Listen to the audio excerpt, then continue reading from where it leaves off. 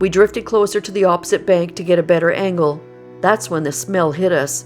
Thick, sour, and musky, like a mix of rotten vegetation and something dead. It was so strong it made my throat tighten. I remember thinking it smelled like a wet animal that had been lying in the heat for days. Before we could say anything else, a deep sound came from the trees.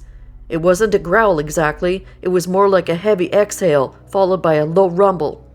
It was close, maybe 30 or 40 feet away. Then came another rock, larger this time, crashing into the water near the stern. Tom started the motor, but the small motor sputtered before catching. While he was struggling with it, I turned my light back to the shoreline. That's when I saw it.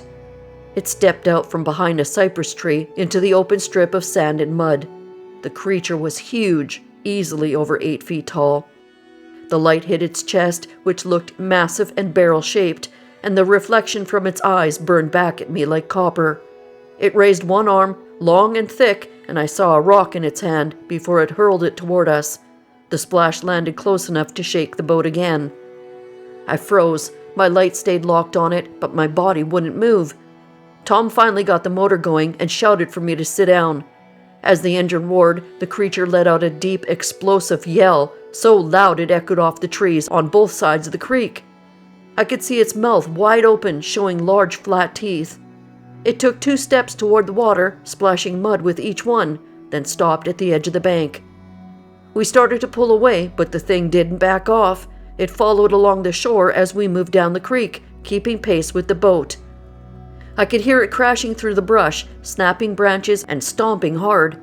Twice it let out another yell, each one shorter but just as loud. The sound wasn't like any animal I've ever heard in the woods. It had weight behind it, like a person screaming with their whole chest. After a minute or so, it stopped following. The crashing faded, and all that was left was the sound of the motor and our breathing. We didn't speak until we reached the main river, and when we finally slowed down, both of us just sat there shaking, trying to process what we had seen. I kept looking over my shoulder at the tree line, half expecting to see it again. The smell still lingered faintly in the air, even that far downstream. My headlamp beam trembled as I tried to light the bank, but there was nothing there, just still water and shadows. We stayed out in the open river for another half an hour before deciding to head back to the ramp. The only thing Tom muttered was, "I'm not going back up that creek again," and I agreed completely.